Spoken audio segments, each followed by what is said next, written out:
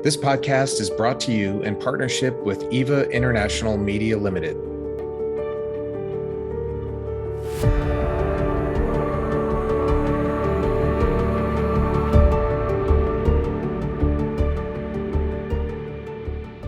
Hello and welcome to Down to Earth with Terry Virts, where we talk about what matters down here on planet Earth. We've had a couple weeks off. I had some incidents that happened, but everything is well. We're back to normal, back to the normal schedule. And today I'm super excited. We have an amazing guest. Max Boot will be our guest today. Max is a historian, a best-selling author, and foreign policy analyst who's been called one of the world's leading authorities on armed conflict.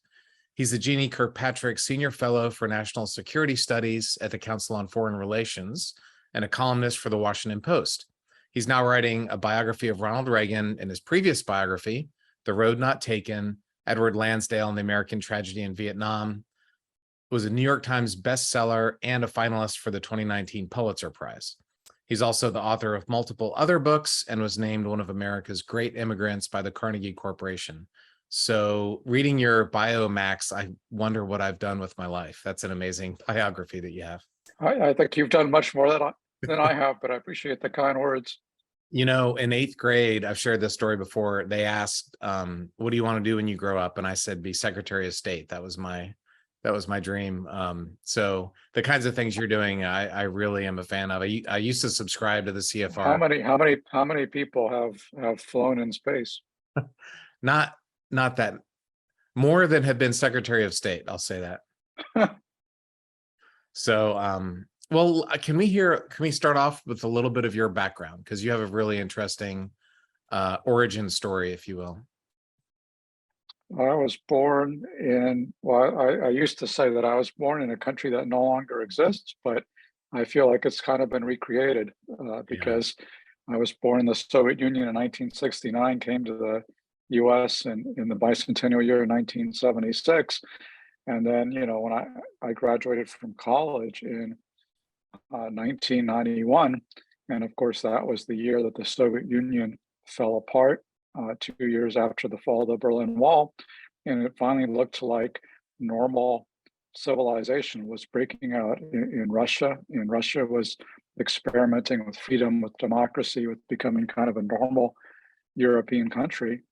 And sadly, those dreams have been shattered beginning in 2000 when Vladimir Putin succeeded Boris Yeltsin as president. And now he remains in office, and he has shed any pretense of democratic rule or rule of law. He has become just an absolute dictator, and in many ways more dangerous than the late Soviet era leaders. People like Brezhnev and others who were somewhat constrained by this collective leadership in the Politburo. And we saw in the 60s what happened to Khrushchev after his adventurism and in the Cuban Missile Crisis and bringing the world to the brink of nuclear war. He was ousted by his colleagues in the Politburo. But now Putin is an absolute dictator. He is the one-man ruler of Russia, and it's not really clear that anybody else's opinion matters in the slightest.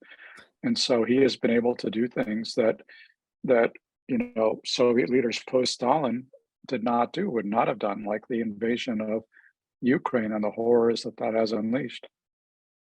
But there's so many things to unpack there. By the way, I've been reaching out to Khrushchev's granddaughter, Nina Khrushcheva. Hopefully someday, I know she's a busy person, to get her on the podcast too. You mentioned, so you moved here in the year we landed on the moon, and or you were born the year we landed on the moon, moved here a few years later. When you grew up, were you entirely Americanized, or did you have a mixed Russian culture? Were you from Moscow, or what part of the Soviet Union were you from? Yeah, my family was from Moscow, and my parents were divorced before we came here, so I moved here with my mother and grandmother. And then my mother, when she got to Southern California, where I grew up, she married a fellow Russian immigrant. So, yeah, it was certainly, a hyphenated household with my parents in particular are often speaking Russian to themselves, even though they Mhm. also usually spoke English to me. But I was certainly eager to assimilate. And so, as I was telling you earlier, I've kind of lost my Russian over the years because my parents didn't make me keep it up. And I think I've become uh, pretty thoroughly American Of course. Yeah. for good or for ill. Do you like borscht and pelmeni and salat olivier, all those foods? I do, but I eat them like once a year. I mean, Right. uh, my partner is Korean American, and you know, we'll eat Korean food a heck of a lot more often than we will eat Russian food. More kimchi than borscht. Yeah, absolutely. Well, We have kimchi in our refrigerator. There is no borscht there. I spent a year in Korea flying F-16s there. You said something that was, I think, really important, and I want to dig into the context of what's happening in Ukraine. Um, you said that in 2000 that dream ended. For me, it was 2008 when he decided to switch places with Medvedev. But yeah, in 2000, everybody loved Putin. He's like this young, intelligent, democracy. He got elected. Bush looked into his eyes and saw his soul and knew that he could trust him. There was a lot of hope. Right. But Yeah. A lot let's of go back to naivete. it. But it wasn't only, this was not only George W. who was naive. I mean, I would argue that Yeah. the German chancellor up until a few months ago was incredibly naive. Yeah, yeah. No, I didn't mean to blame George Yeah, W. Bush right, personally. I think there was just widespread naivete. There was hope, and to be fair, I think Putin kind of led to false expectations because he right. talked a good game as if he were interested in democracy and human rights and being pro-Western and turning another page. And obviously, he had a very different strategy in mind. Can we go back to 1994 and can you give us some context on the Budapest Memorandum and what happened? Because I think that's one of the most important issues facing the planet today, but help us understand that. Well, the 1994 Budapest Memorandum was when Ukraine gave up the nuclear weapons that it had inherited from the Soviet Union. In return Right. for that, the US, Russia, and Britain all promised to guarantee Ukraine's territorial integrity. And as we can now see, those promises were not worth the paper they were written on. And, Mhm. I think there's so many negative consequences from the Russian invasion of Ukraine beyond this the sheer horror and the human rights violations and the death and destruction, all the rest of it. But one of the other, negative implications is that this is basically sending a signal to regimes all over the world that if they want to guarantee their survival, they'd better get nuclear weapons, that they cannot trust outsiders to defend them. And so that's going to make it all the harder to convince North Korea to give up its nuclear weapons or to convince Iran not to acquire nuclear weapons, because I think everybody's looking at what's happened in Ukraine and thinking, well, maybe if they kept those nuclear weapons, Putin wouldn't be so quick to invade. Absolutely. As far as I know, Ukraine is the only nation to ever willingly or give up nuclear weapons. Is that true? Kazakhstan, I think, as well, the other Ah, post-Soviet state. right. But I mean, there have certainly been countries like Libya and South Africa that have given up nuclear programs, not even though they hadn't actually developed nuclear weapons. But Right. again, the fact that Gaddafi was overthrown and killed shortly after that happened, again, is another demonstration that if your primary interest is in survival, not a good idea to give up your weapons of mass destruction. I've heard President Obama say that Libya was his biggest failure. And to your point, Gaddafi decided to work with us. He was demilitarizing, and then he gets overthrown and killed. And then in Ukraine, they give up their nuclear weapons. We promised to guarantee their security. And now we're not fighting for them. We're giving them weapons. We're helping them a lot, but we're not fighting for them. And so it's like we have this billboard and we're saying, if you get nuclear weapons, you can do whatever you want. We're not going to fight you and we won't guarantee your security. It's just the most disturbing trend potentially for the 21st century, I think. Right. It absolutely is. And I think it's absolutely essential that uh, Russia's invasion of Ukraine has to fail. I mean, even beyond the need, for Ukraine to survive and to prosper as a independent liberal democracy. Mhm. I think it's imperative to send a signal that aggression will not stand, as George H.W. Bush said about the Iraqi invasion of Kuwait. I mean, you have to send a signal to China and to other countries that you can't just invade your neighbors with impunity, because this is really the bedrock of the post 1945 liberal international order. This is what international law is founded on, that you Mhm. can't rearrange borders by force. You can't take over your neighbors because you happen to have more military power than they do. It's going to be, uh, it's going to send an incredibly dangerous signal to the world if Russia is seen as being rewarded for its unprovoked aggression. Your last op-ed, and by the way, I just retweeted HW's quote, "This aggression shall not stand." That should be our, and maybe it is in some ways our policy on Ukraine. It's a great quote. And of all the anyway, um, I'd like to understand how Russian people are understanding. It's been a while since you've lived in Russia. Can you talk about, this may not be your field of expertise, but what do Russians think about the war? And I know it's impossible to know. No Russian is going to answer a poll. Americans wouldn't answer polls if they're going to vote for Trump or not, honestly. So there's no way that Russians are really going to answer it. But do you have any sense of Mm. or feeling on that? What the Russians people, not Putin, but what the people think about it? Well, for what it's worth, I mean, the polls do show that there is a fairly high level of support for the war in Russia. But as you say, you can't really expect people to honestly answer polls. I mean, I do think that there probably is a fairly high level of support because, most Russians don't have access to outside information and they're brainwashed. And Mhm. I mean, you see what happens in this country with, one major television network repeating the big lie that Yeah. Trump won the 2020 election, and everybody else, all the other media are saying, no, this is not true. It's a lie. Biden won legitimately, and yet, something like 70% of Republicans don't think that Biden was legitimately elected. So you can see how strong partisan propaganda is. Now imagine, in a country like Russia, where there's no alternative source of information, where it's all like Fox News on steroids all the time, and It's so OAN. Yeah. people, yeah, people are gonna people are likely to believe what they're being told, and what they're being told is just utter crap about how supposedly Ukraine is run by Nazis, even though, oh, by the way, the president and defense minister are both Jewish, so they must be the world's only Jewish Nazis. But this is how Putin justifies this invasion. I think a lot of Russians kind of believe that, but at the same time, you're not. I don't think you're seeing a popular outpouring of enthusiasm for the war. This is not like World War One or World War Two, where Americans, lined up at recruiting offices and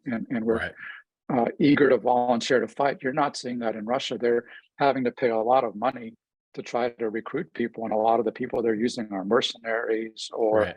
really poor people from, ethnic minorities. They're Right. using Chechens and others, and Right. they're not really mobilizing people in St. Petersburg and Moscow, where, my sense is that most people are basically trying to pretend that the war is not happening. They're not actively opposed, but they're not actively in favor. They're just kind of tuned out, kind of getting on with their own lives. And that's kind of been the social contract that Putin has made with the Russian middle class and the upper class, which is that you don't challenge me, Putin, but at the same time, I largely leave you alone. You can get a car, you can get a house, you can live a pretty nice life as long as you don't interfere in Putin's ability to continue his rule indefinitely. And that's kind of the deal. And so I think that makes it harder for Putin to actually fight this war, because if he was actually going to try to succeed, he would need to mobilize Russian society. He would need to have a draft. He would need to have a much greater level of mobilization than he has seen to date, because he's basically trying to fight this war on the cheap. He won't even call it a war. He calls it a special Right. military operation. So he's trying to conceal the cost of the conflict from ordinary Russians. Yeah, it's been friends of mine. This weekend I was getting texts and pictures, and they're out for walks in the woods, and they're riding their bikes, and they're going skydiving, and they're living. Moscow in July is wonderful. The weather's beautiful. They're just having a nice life. They don't know there's a war going on.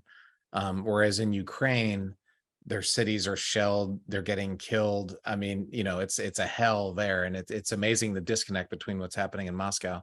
And you talked about the contract is let Putin stay in power, just let him do what he wants, and then you can have your dacha and your life and stuff. That contract is nowhere more evident, I think, than with cosmonauts. And there are 3 cosmonauts that I flew in space with. One of them, I remember sitting there in the winter of 2015, looking out the window in Eastern Ukraine, and you could see little red flashes, kind of like watching fireworks going off, except for they were bombs killing people in Ukraine. And these 3 of it, not all the cosmonauts, but 3 of them are now in the Duma. They all 3 support the war. They're promoting the war. They voted for the war. Valentina Tereshkova, the first woman in space, a Soviet cosmonaut, is the Duma member that introduced the bill to allow Putin to be dictator for life back in 2020. These are people that should be the most enlightened humans on earth. They've spent lots of time in the West. They know they're not some country, paysan person in the wood, old 70-year-old Soviet guy that just believes Putin. I can understand that. These are the most sophisticated, enlightened humans, and yet they still support the war. And to me, it's so incredibly disappointing personally. It's not just people who are affected by propaganda. It's people who know better, and yet they still support it. That's been very frustrating.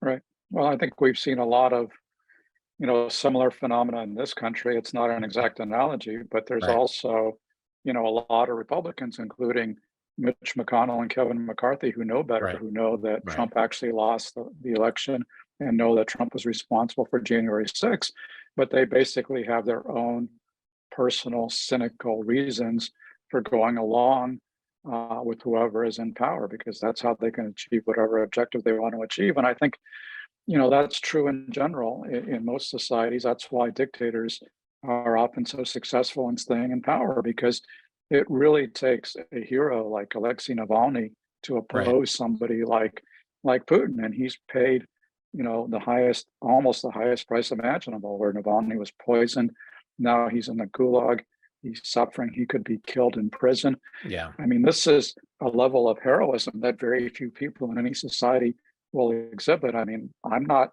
that brave. Not many people are that brave. Most people, Yeah. will just kind of go along and do whatever they think is convenient. But I do think that there has been, you know, there have been Russians who are voting with their feet. I mean, Yeah. it's very hard to oppose, Putin in Russia, because you're likely to go to jail, and very few people are willing to do that. But you have seen, tens of thousands, I don't know, hundreds of thousands of largely middle class liberal Russians have been fleeing the country since Yeah. the war started, and they understand that this is not a place where they want to live.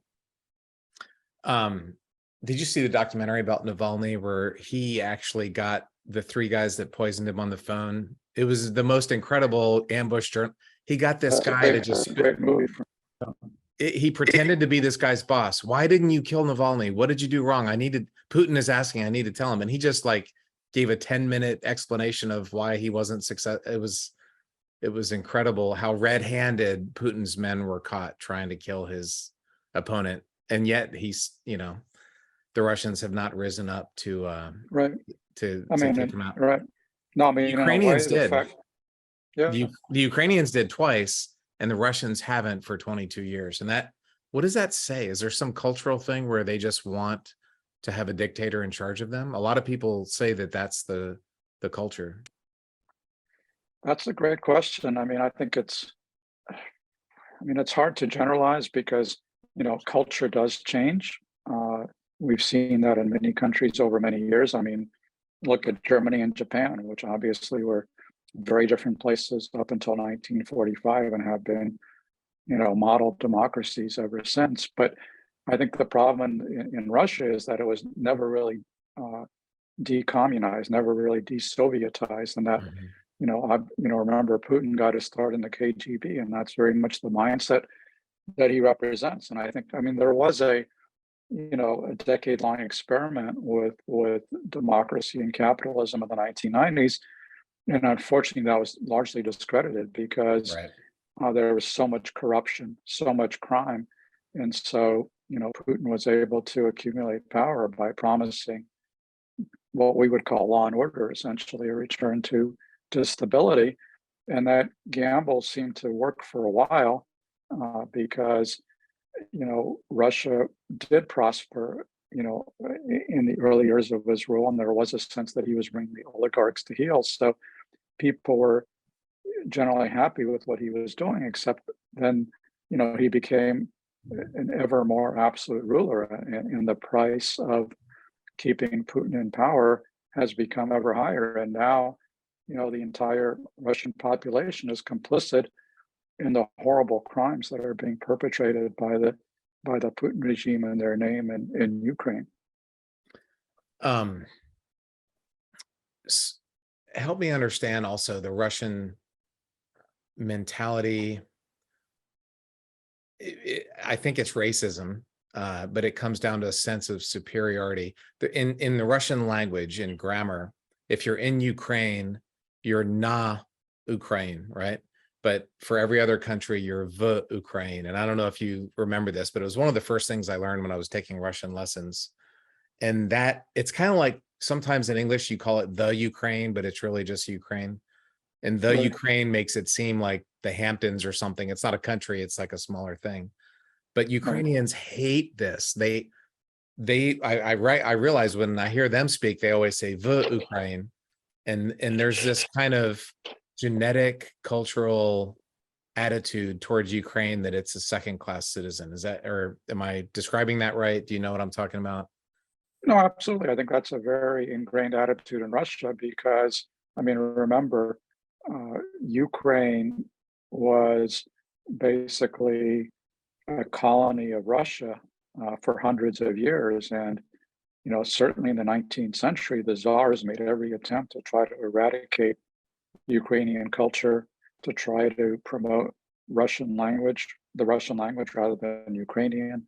And it's really been a centuries long struggle for Ukrainian patriots to assert their national identity. They briefly created a Ukrainian nation after the Bolshevik Revolution. That was then very quickly snuffed out by the Bolshevik regime, and then in after 1991, they created a new Ukrainian nation, which has lasted until this day. But it's been since 2014, it's been under attack. It's been under siege by the Russians, and Putin is really picking up a long line of Russian leaders and intellectuals dating back to the Mhm. 18th century and beyond, Right. who have denied a separate Ukrainian identity, who have tried to suggest that Ukrainians are like country cousins of the Russians or something like that. And I mean, I think the ultimate refutation of that is that in 1991, when they actually had an independence referendum, like 98% of Ukrainians voted to be independent. They don't want to be part of Russia. Right. I mean, there have been certainly there's been a lot of cultural overlap between Russia and Ukraine. A lot of Yeah. Ukrainians, including President Zelensky, grew up speaking Russian. I mean, that's actually very common. A lot of people are ethnic Russians, especially in the south and in the east. There are a lot of people who belong to the Orthodox faith as opposed to Right. more Catholics and others farther to the west. But I think what's happening now is that the Russian invasion is basically snuffing out any kind of sympathy for Russia, even in Right. the Russian-speaking parts of Ukraine. And I think Putin kind of was deceived. I mean, this was a massive intelligence failure, where I think Putin expected that Russian-speaking Ukrainians would welcome Russian troops as liberators from this supposed oppression inflicted upon them by Ukraine. But that hasn't been the case at all. There have been almost no quislings, almost no collaborators. Right. Almost all Ukrainians have rallied to the defense of their country. And Putin's conduct, the conduct of Russian troops, is what's really guaranteed that, because if the Russian troops, respected basic human rights, you might not have seen this kind of mobilization. But I think all Ukrainians understand that they have to resist the Russian onslaught if they want to save their homes, if they want to save their families, if they want to save themselves. So it's become, with his heinous war crimes, Putin has really made this a battle to the death, and Yeah. he has inadvertently wound up reaffirming Ukrainian identity. And this is, I think, hundreds of years from now, this war, this invasion, is going to be a core part of Ukrainian history. It's going to be a core part of Ukrainian identity, strengthening the bonds of the nation. Right. And also, this is history of Russia. Putin is writing Russian history, and it's not kind. He's stained the Russian reputation for generations to come. Yeah, no, it's horrible what's happening. I think, obviously the worst aspect of it is what's happening to Ukrainians, and Yes. all the death and devastation that's being inflicted on them. But I think this is also doing real, moral and political damage to Russia as well. And it will be very hard for Russia to come back from this. It's going to have to really transform its political system. I mean, Yeah. Unless Navalny or somebody like him becomes president, I don't see how Russia ever rejoins the normal civilized world. I agree. They'll be friends with Belarus until they fall. They'll be friends with Syria and some African dictators, but in the long term, this is a disaster, much worse than the end of the Soviet Union. Putin always likes to say the Soviet breakup was the biggest disaster. What he's doing right now is a much bigger disaster. But do you think, clearly Russia's committed war crime after war crime, do you think those raise to the level of genocide? And is Russia really trying to just eliminate Ukraine? And it really, there's a lot of, they quote soldiers saying that, they've quoted government officials saying that. Is it genocide? And are they trying to just stamp out Ukraine as an entity? I think it is genocide, not because the Russians are trying to kill every last Ukrainian, but I think that they are trying to destroy Ukrainian national identity, Ukrainian culture, and that is one of the definitions of genocide. I mean, clearly, if you want to look at the origins of this war, you have to go back. You can go back just a year to this insane essay that Putin published, Yes, basically denying that Ukraine has any kind of history or identity outside of Russia, and that's the Russians are using really exterminationist rhetoric, the kind that has been used in places like Rwanda or by the Nazis or others who have been engaged in the crime of genocide, where they're basically justifying committing any crimes against the Ukrainians because all Ukrainians all of a sudden become Nazis, and their ethos seems to be the only good Ukrainian is a dead Ukrainian. Right. It's really, it's funny in Russian propaganda. They normally don't just blatantly lie and say something. Sometimes they do, but they're a more common MO for their propaganda is just to create confusion, or did it really happen? And look, this bomb that was dropped has a Ukrainian serial number, and do we know if this happened or that? It's more like they just put out so much noise and so much confusion, and I don't know. It feels like I have a lot of Russian friends who believe the propaganda, or they say, well, but Ukraine did this, or yeah, maybe that was wrong, but maybe Ukraine did it. There's just this confusion that they generate is an effective way to control their population, I think. Yeah, I mean they're kind of trying to drown everybody in piles of bullshit, basically. Right. And so I think you're right. I mean, this is the propaganda technique, which is just to throw out all of these ridiculous claims. And every time a Russian atrocity or war crime is uncovered, to blame it on the Ukrainians, blame it on the CIA, blame it on somebody else. Right. And I think what they're gambling on is just as you said, even if people don't necessarily think, the CIA was responsible for massacring people in Bucha, it gives kind of a license to Russians or their sympathizers to say, oh gosh, who knows what happened? There's Yeah. competing claims. I kind of throw up my hands and I'm not Right. going to hold the Russians responsible.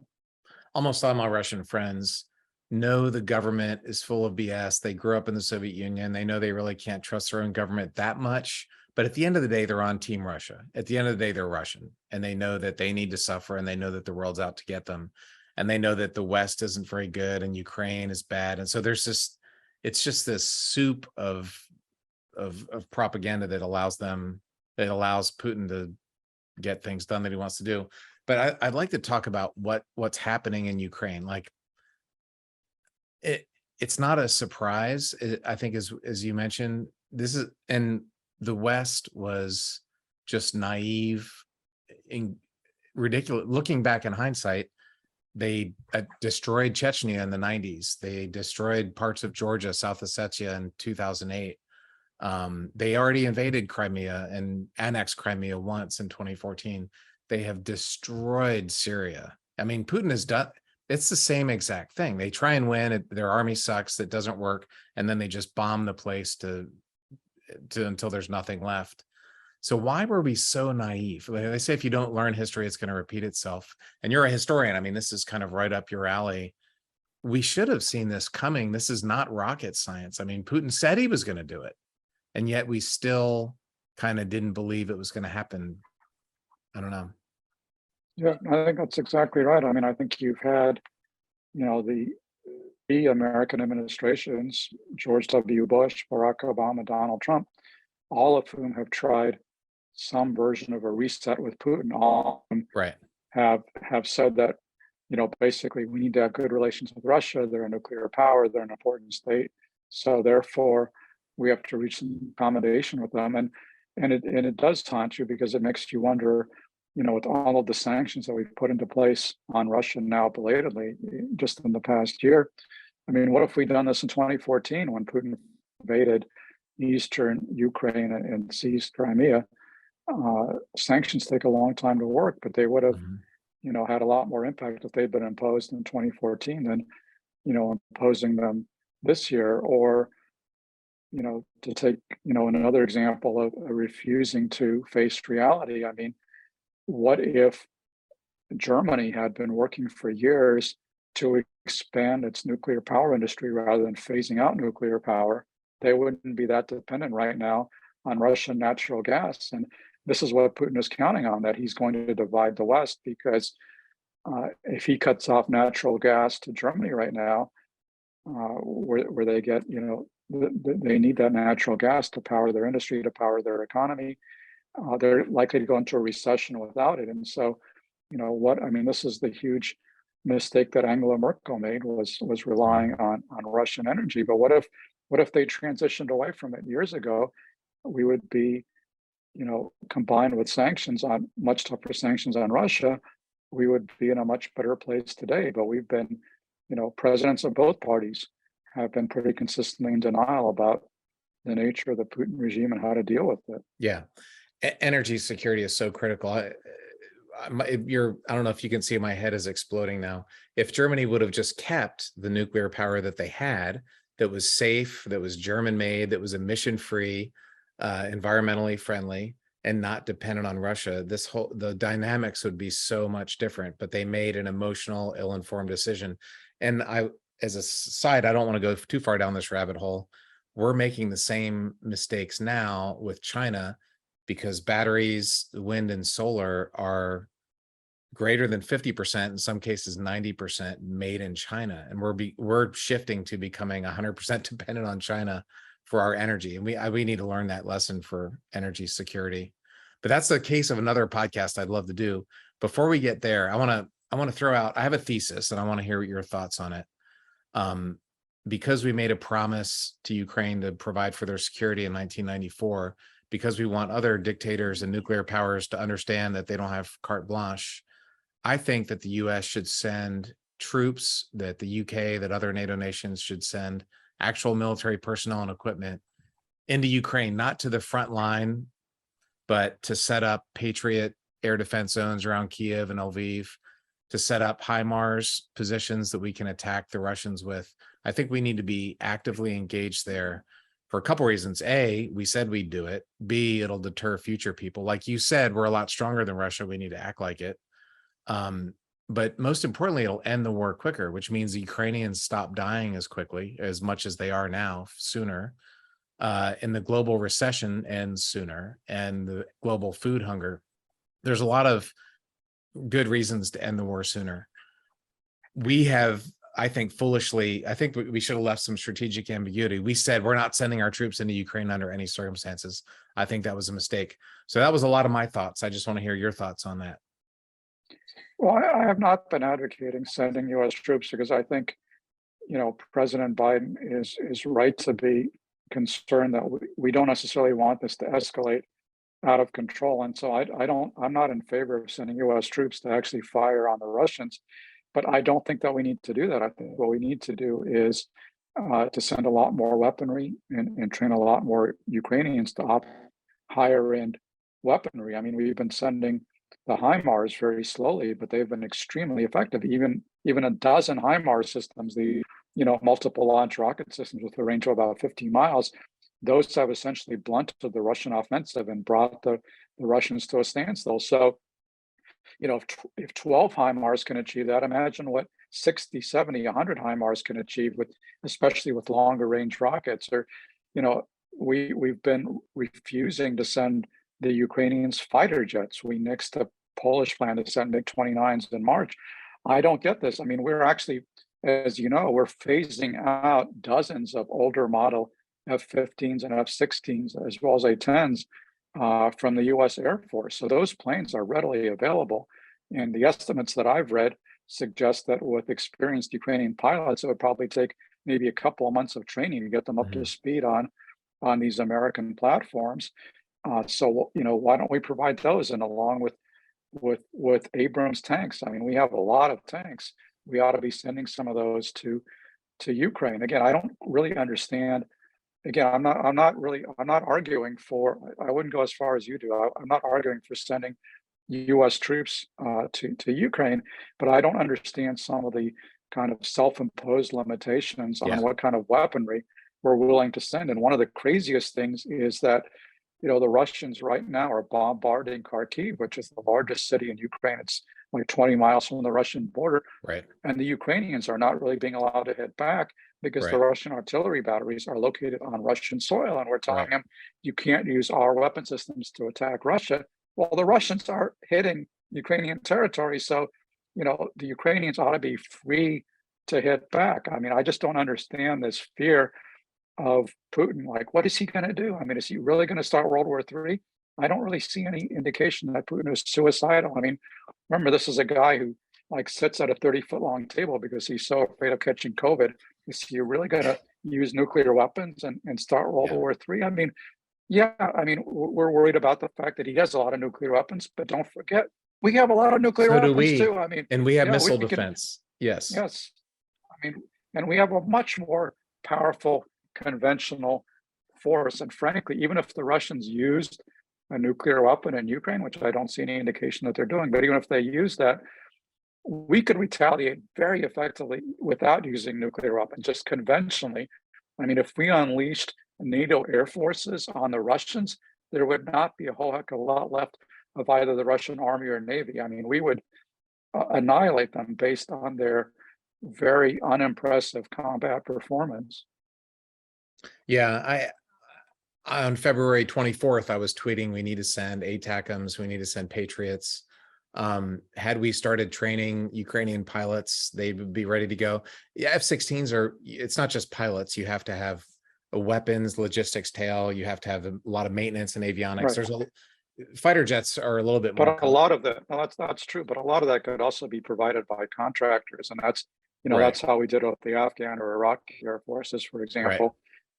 So, I mean, you could be training, the ground crews, technicians, you could be setting up supply lines, but in the meantime, the contractors could come in and act as a stopgap. You could even again, I don't think we ought to be sending active duty U.S. personnel, but just as the Ukrainians have called for volunteers, and they're international volunteers fighting in Ukrainian ground forces, there's no reason they couldn't ask for volunteer pilots or others to operate some of the more advanced weapon systems. And it's not just Americans. I mean, there's a lot of pilots around the world who know how to fly F-15s or Yeah. F-16s. Well, when I was flying F-16s in the 90s, and I don't want to get partisan here. I'm not a Democrat for sure, and I'm not a Republican for sure. But when Democrat administrations are in office, they tend to be very timid, weak. We would be flying over Iraq in the 90s, and they would be locking us up with surface-to-air missiles and doing things, and we were never allowed to fight back or anything because the Clinton administration was just very timid. That changed a lot in 2001. But it just feels like the same thing here. And I just don't think that Putin is going to start World War III. I don't think his generals would let him, frankly. I know he's the dictator, but if he said launch a nuclear weapon against Washington, I don't think that would actually happen. But the message that we would send to the world that American troops are willing to get involved, if not hand-to-hand combat at the front lines, at least in operating Patriot missile batteries, China would notice. The signal that was sent, I think China would notice. And this is a war in Europe. This is not to say other countries aren't as valuable, but this is like our own backyard. This is not these other kind of very distant, unrelated wars. So I understand the hesitancy to do that, but if we were doing that, the war would end a lot quicker. Like you said, we're barely sending any HIMARS. They need to have 100 of them, not 10 of them. And they need to be able to attack the Russian artillery that's killing their civilians today. And to not let them do that is insanity. Yeah. And so, no, I mean, it's just amazing to see literally a dozen HIMARS, just a huge, huge impact. They've been a complete game changer on the battlefield. So as you say, just imagine what 100 could do. It would be off the charts, Right. Even Russian propaganda on Первый канал, the state TV, they're starting to show, look, this is a HIMARS shell. Like even the Russians are talking about how the HIMARS is doing that. So do you think, talking strategically here, can Russia win? Let's talk about the rest of 2022, 2023, 2030, 2040. Can Russia win this war? Well, it depends on what you mean by win, and it's not clear what Putin means by a win. By a win. I mean, I think Putin's maximalist objectives remain unchanged. I think he still wants to conquer Ukraine. I think his strategy is first to take the Donbass, and they've made some progress. They've largely taken Luhansk province. They have about half of Donetsk province, which is the other part of Donbass, and then they want to consolidate their control of Donbass in southern Ukraine, and then probably move on Odessa to try to cut off Ukraine from the Black Sea, and then have this rump state left, which they can then squeeze and hope to break Western support for Ukraine and eventually foster regime change and get a pro-Russian regime in Kiev. I think that's the ultimate objective that Putin is still seeking. Now, at the moment, he's certainly not on a trajectory to get there.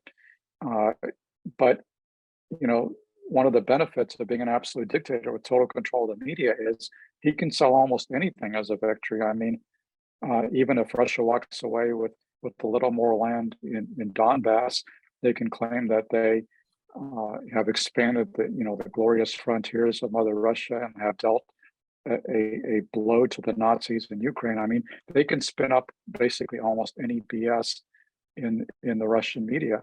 But I do think that there is a potential for a turnaround in the war that since the start of the war on February 24th, the Ukrainians have largely been on the defensive. They did manage to drive the Russians away from Kiev and the vicinity of the capital. But they've been telegraphing for a while now that they want an offensive in the south to take back Kherson, which is the major city that's been occupied by the Russians, and the Russian occupation is also helping to block off Ukraine from the Black Sea. And so I think they're setting the conditions for an offensive. I don't know how it's going to turn out, but I think they have a decent chance of success if we continue to send them arms and ammunition, and in fact increase the kind of weaponry that we provide them. So I think the outcome remains very much uncertain right now, and the war can look like a stalemate as it does at the moment, but uh, as we know from the study of military history, stalemates can often break and Yeah. shatter. And there's every indication that the Russian army has been taking very heavy casualties. They're losing a lot of men. They're losing a lot of equipment. Morale is very low, so it's quite possible that they could ultimately be defeated and driven back. And what I would regard as a Ukrainian victory would be returning to the front lines of February 24th. And I don't know if that's possible, but I think uh, it's definitely possible. I mean, I guess I would say I don't know if it's going to happen, but I think it's certainly possible. It's certainly within the realm of possibility. And I think what we need to do is to provide every support that we can to Ukraine to mount as large an offensive as quickly as possible, because Yeah. you don't want to let the Russians consolidate their positions. Because I think Mhm. one of the things that we've been seeing in this war, kind of confirming the lessons of other recent conflicts, is that the information technology has been giving the tactical defensive an advantage on the battlefield, because it's very hard to move troops when you have all these sensors on the battlefield, when you have all these unmanned aerial systems, when you have all these very precision guided munitions available. And that was something that the Ukrainians took advantage of to stymie the Russian assault on Kiev. But the advantage of the defensive can flip over to the Russians if they dig in Donbass and southern Ukraine. So that's why I think it's essential to do as much as possible right now to help the Ukrainians regain lost ground before winter sets in and the Russians dig in. Yeah. And the other thing I think everybody needs to understand, and you probably understand this better than anybody, Russia will out suffer anybody. They have bad leadership, they're corrupt, their commanders are terrible, the soldiers just want to go home, but they will out, if you give them 10 years, they're going to win. That's how they won World War II, just out suffering the Germans. And we don't want to give them that. We Americans can maneuver and get things done really fast, and that's what needs to happen in Ukraine, I think. And that this is why the slowness and the timidity by America's been helping, which has been great. We should have been doing more, but especially like by the Germans, they've been pitiful. And they finally, I just saw some German MLRS systems finally made it to Ukraine today. I just saw on the news. I don't know exactly what that was, but I have a sanctions thought, and I'll throw it like I had we should send the military in. It's a military problem that requires a military solution. I don't think sanctions won't work because the Russians can outsuffer us. They can hurt them and slow them down and hinder their ability to rebuild their military, but sanctions are not going to kick Putin out of Donbass. But we tend to do sanctions that shoot ourselves in the foot. So sanctions in part have had the effect of driving oil prices up, and driving oil prices up have had the effect of giving Russia record revenue. Like they're making record money from $100 a barrel gas, and they're selling a lot less of it to Europe. And that's been almost exactly offset by selling a lot more of it to China and India at discounted rates. And so part of this is just going to happen anyway, but part of it is due to sanctions. We're hurting ourselves, putting ourselves in inflation and recession. B, we're giving Russia huge amounts of oil revenue. And C, we're giving China and India a competitive advantage in terms of lower oil prices because they're buying it from Russia discounted. So I think we need to come up with a sanctions regime that maybe it's counterintuitive. Maybe we just take all oil sanctions off, but the key point is to get that price down. And I want to talk about weapons sanctions too, but what can we do to hurt Russia and help us? It seems like we're doing the opposite right now. Well, I agree with you. I don't think that sanctions are going to change the course of the war, certainly not in the short term, because Russia has a lot of military equipment and a lot of it in reserve that they're bringing to bear. I think it will start to bite after a while that, especially I think cutting off Western electronics, microchips, is going to make it hard for Russia to produce stuff, whether it's tanks or cars or what have you. I think it's taking a toll on their economy, but uh, we should be doing all that. But you're right that the oil sanctions are probably hurting us right now more than they are hurting the Russians, and certainly the Ukrainians, whose economy has imploded because of the Russian attack. They've lost like 40% of their GDP and a huge Uh, percentage of their yeah, population. Ukraine is in a world of hurt, far more so right. than Russia. And so I agree with the basic analysis, which is that uh, the Russians can probably outlast us, and they can count on inflicting economic damage on Europe in particular by cutting off energy. And it's much harder to control that blowback in a democratic country like Germany, or for that matter, in the US, where we're suffering from inflation, and that could, lead to the Democrats and Biden being ousted.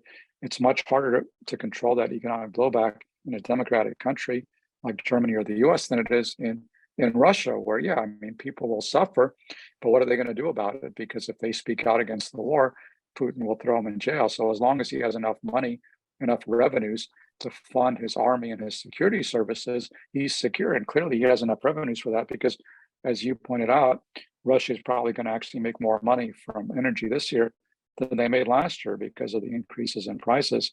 And, Right. the Biden administration is trying some clever workarounds, like trying to impose, a ceiling Price caps. on Yeah. Russia, Right. price caps on Russian oil sales, so they can continue selling, but at a lower price. And I'm pretty skeptical that that's going to work, because I think there's just enough. I don't think India and China and others are necessarily going to go along with that. Uh, this just seems too clever by half. So again, uh, I'm in favor of the sanctions, and I think that they are taking a bite out of the Russian economy. But to emphasize the point I think we're both making, which is we need to step up the heavy weaponry deliveries to Ukraine, Mhm. because that's the only way to end the war anytime in the foreseeable future, and Right. to reduce the suffering not only for Ukraine, but also for the West, where the high energy prices and inflation are taking a real toll on our economies and on our polities. Absolutely. And another premise I have, we should sanction nations that buy arms from Russia. And I know some of our friends, or maybe not friends, but colleagues, buy arms from Russia. But this goes to the heart. I mean, that directly supports the Russians' arm industry, which is probably one of the biggest sources of misery on earth. Think of all the dictators that Russia arms. What do you think of that? Trying to stop Russian arms exports, that would really hurt their weapons Yeah, businesses. I mean, I'm in favor of that, but I think that the Russians are already hurting themselves because, who the hell wants to buy Russian arms when they're failing so miserably on the battlefield? I mean, you're seeing in India and elsewhere, countries that have traditionally been Russian arms customers, not so eager to continue with Russian arms purchases anymore because Mhm. their weapons are just failing the test of battle. But also the fact that the Russians can't exactly afford to export a lot of weapons. They have to take everything that they can produce and use it in Ukraine, basically. So for the moment anyway, I think they're probably crippling their own arms export industry. But yeah, long term, I would certainly favor sanctions and consequences for those who buy from Russia. Yeah, I agree. So one final thing, Max. I want to talk big picture because I think China thinks big picture. I want to talk 21st century. Where America's worried about the midterm elections and quarterly earnings reports.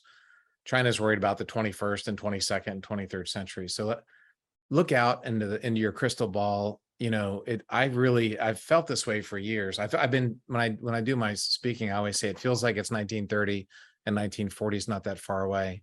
Well, it's kind of 1941 now, I think. And so it feels like we're in this great struggle between democracies and authoritarian regimes like Putin and like China.